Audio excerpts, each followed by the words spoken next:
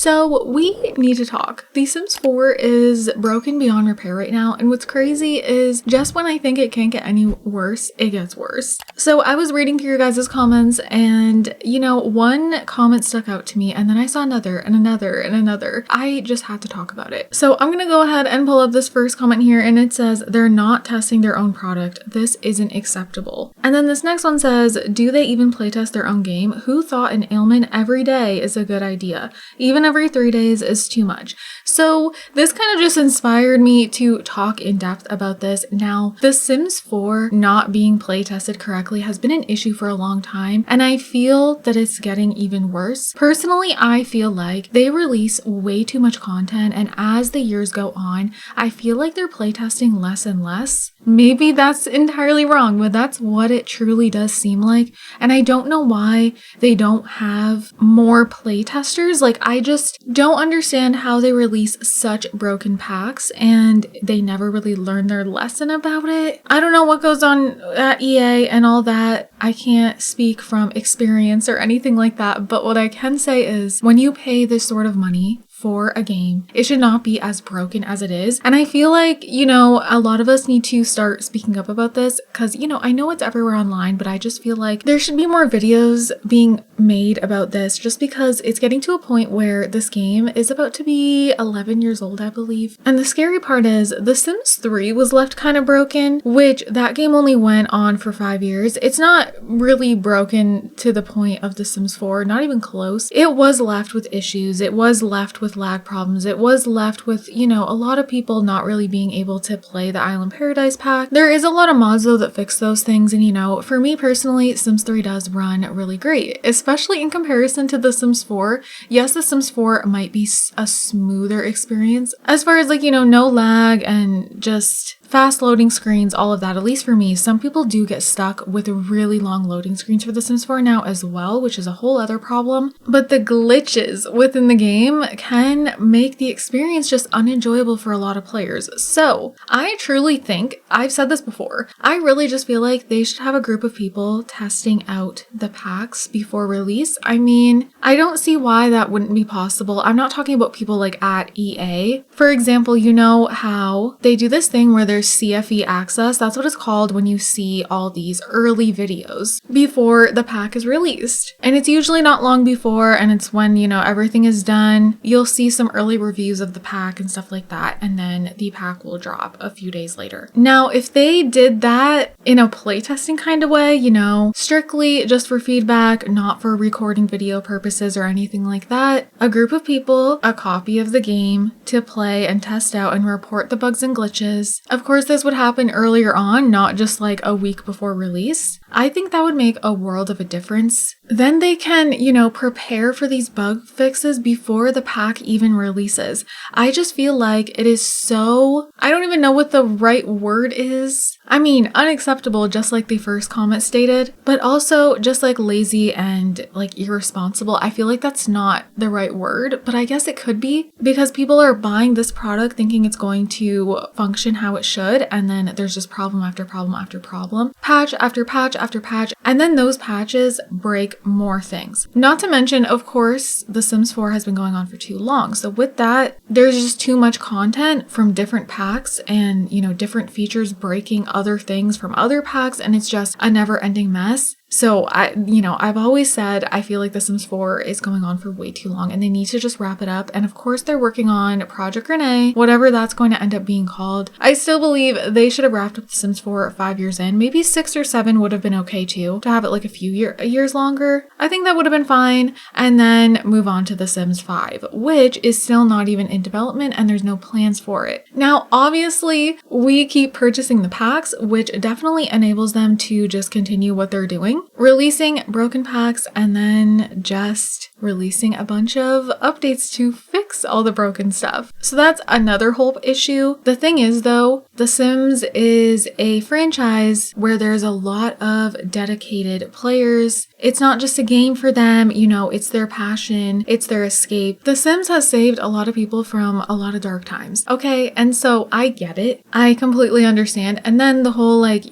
being a collector. You want to own all the packs. And so I feel like players shouldn't have to feel like they shouldn't purchase these packs, because they should just be able to purchase them and they should work. And honestly, it just comes down to the issue being EA kind of taking advantage of the fact that they know that the customers will keep on purchasing. And so then I know it's more up to us to make a true change. But the thing is, they're the ones selling the product and they should be the ones stepping up, and they can see how unhappy all these people are and how broken the game is for so many people. And a lot of people, they have stopped playing not by choice, just because they literally cannot play. Like, it will just keep crashing. Some people can't even get their game to launch. And honestly, at that point, that's just beyond sad, especially if you have put in so much money to this game. And then the second comment I pulled up about, the ailments, I want to touch on that a little bit when it comes to like playtesting and how frequent the ailments are. See, that's another thing that leads me to believe playtesting really isn't happening, at least not for as long as it should. I feel like playtesting should be hours upon hours where you're playing multiple sim weeks. I'm like, honestly, how long do you guys truly feel like playtesting should happen?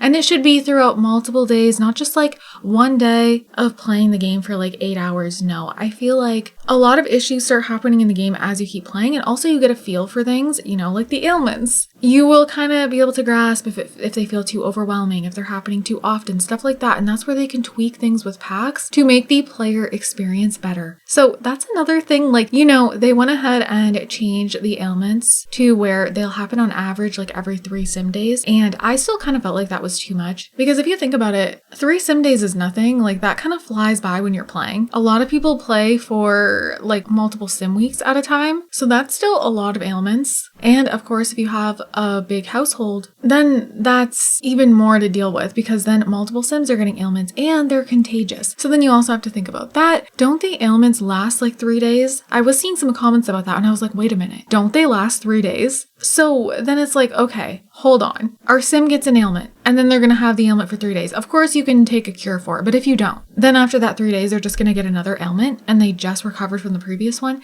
See, like, that to me is just something that would have been done correctly if there was enough playtesting going on. I did ask you guys how much you feel ailments should happen, and a lot of people feel like it should be less than even once a week, but 1 ailment a week would make more sense. However, they definitely need an option to turn them off. That's another thing that makes me think there's not enough playtesting happening. Well, I know there's not enough playtesting happening, but there should definitely be options to turn off certain things in the game. And what I don't understand is with, Bust the Dust, you can turn off the dust, and that's like such a tiny pack, and things like this, I don't know why you can't fully turn it off. I just think that should be a thing. There's a lot of other features with the pack that people want, so they purchase it. I mean, fairies, hello, but they might want nothing to do with ailments, because we already have a lot of other features in the game, a lot of other things that affect our sims different ways, even like get to work, you can get sick from that pack, and yeah, it can become too much. That another thing, if the game was play tested properly with every single pack, they would come to the realization that everything feels like too much when you have all the packs. And yes, you don't need to purchase all the packs, but the thing is, this is a game where, you get the add-ons and all the packs are supposed to work nicely together. It's not like a thing where, oh, it's recommended that you not purchase all the packs. You should only have this many packs to have the best experience. No, they want you to buy all the packs. And when you do that, the game is overwhelming. There's a lot of pop-ups happening. There's this and that happening left and right. The Sims is supposed to be a relaxing experience.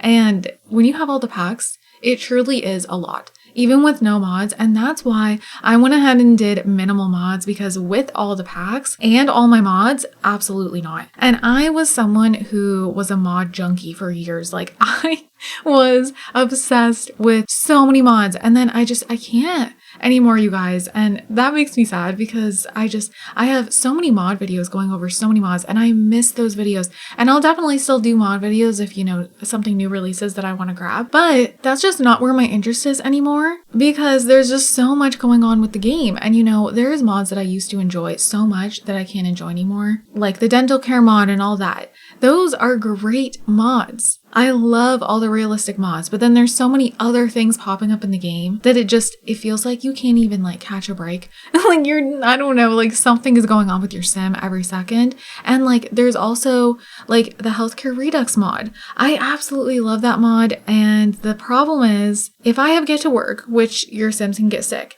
and then I have enchanted by nature, and then they can get ailments. And also there's the luck system, which makes your sim feel all sorts of ways if they have bad luck. And then you have the healthcare redux mod. Oh my goodness. So you're gonna have 1,000 things going on with your sim at all times. Like I cannot deal with that. So yeah, that's when I made the decision to go for minimal mods, because it's the only way I can still enjoy my game, you know, because I do still love this game. And I definitely can't imagine not playing this game anymore. That's the thing. Like a lot of people, it's their thing. You know, a lot of people, the only game they play is The Sims. I definitely play some other games, but the only game that I consistently play for years since I was a kid is The Sims. And that's how it is for a lot of people. There's a lot of people who never even like consider themselves a gamer. They really didn't like touch games, didn't have any interest in games, and then they found The Sims, and that's the game that they will never put down. You know? So that's a whole other thing. I'm sure some of you guys watching feel like The Sims is just your thing. You can't imagine not playing it. But it's just so frustrating to have these issues like this. And yeah, I really think they need to playtest with every single pack or get other people to do it. Like, you know, something needs to happen here where each pack is playtested individually and then each pack is playtested with all the packs, because that's very important. But I just really wanted to talk about this with you guys today. Of course, we know this has been an ongoing problem, but yeah, I definitely think it needs to be spoken about more and more. And will things ever change? I don't know. I think they just need to choose to wrap up The Sims 4 and like go on to the next thing, which I know Project Renee is in the works. And also, I want to just put it out there that it does make me sad to say I feel like they should just wrap up The Sims 4, because I love The Sims 4. Given all the problems, that game still has a very special place in my heart, just like The Sims 3, The Sims 2, and The Sims 1. So having it come to an end, like, yeah, it would be sad, but it would also be happy. It's like bittersweet, because at this point, it's like something that I just feel like needs to happen, and it should have happened a long time ago. They have the opportunity to make a game that's done right, you guys. That's the other big thing. They can do that. They can go back to how things were with The Sims 2 and 3. I feel like just making a game that's a mix of The Sims 2 and 3 would be perfect. If they could just do that and have proper packs that feel full, and I don't know, just go back to the way they used to do things, people would be so happy. At least I would be so happy with that, to just see this game go back to the way they used to do things. And you know, Project Renee, I'm nervous for it. That's also like worrisome to think about. You know, when The Sims 4 does eventually finish, is all we're gonna have is Project Renee, because I truly think a lot of people aren't gonna enjoy that the way they enjoy the classic Sims. I could be wrong, but obviously they've told us that we're gonna be able to play this game on anything, even our phones. You're gonna be able to play it on your computer, you're gonna be able to play it on your phone, you're gonna be able to play it on your console, online features, all of that. I don't know. I think it's something that a lot of people aren't going to be interested in, and the previews we've seen, at first they looked good and then they looked bad, in my opinion.